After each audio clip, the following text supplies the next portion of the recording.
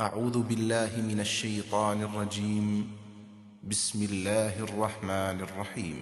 وأوحينا إلى موسى وأخيه أن تبوأ لقومكما بمصر بيوتا واجعلوا بيوتكم قبلة وأقيموا الصلاة وبشر المؤمنين.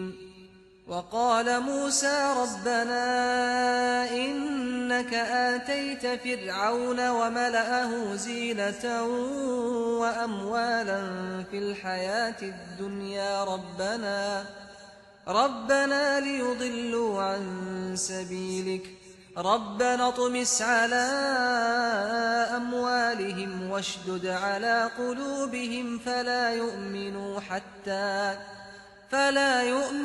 حتى يروا العذاب الأليم. قال قد أجيبت دعوتكما فاستقيما ولا تتبعان سبيل الذين لا يعلمون.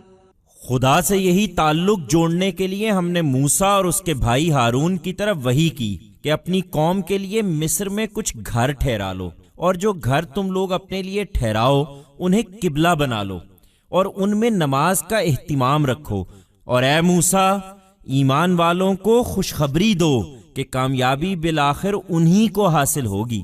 موسیٰ نے دعا کی، اے ہمارے رب، تو نے فرعون کو اور اس کے سرداروں کو دنیا کی زندگی میں شان و شوکت اور مال و اسباب سے نوازا ہے، اے ہمارے رب، تاکہ اس کا نتیجہ یہ ہو کہ وہ لوگوں کو تیری راہ سے بھٹکا دیں۔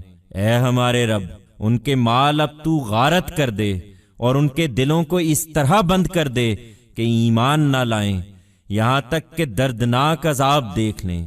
فرمایا، تمہاری اور تمہارے بھائی کی دعا قبول ہوئی، اب تم دونوں ثابت قدم رہو اور ان لوگوں کے راستے پر نہ چلو جو علم نہیں رکھتے۔ To connect with God in this manner, we sent revelations to Moses and his brother, Aaron. Mark some houses in Egypt for your nation, and the houses you mark for yourselves make them your Qibla and arrange to pray in them, and, O Moses, give glad tidings to the believers, that at the end they will succeed. Moses prayed, Our Lord, you have bestowed the Pharaoh and his chiefs with majesty and resources in the life of the world. Our Lord, so that as a consequence they lead astray people from your path. Our Lord, destroy now their wealth and seal their hearts in such a manner that they are not able to believe until they see the painful punishment. God said, Your prayer and that of your brother has been accepted. Persevere both of you and do not tread the path of those who do not have knowledge.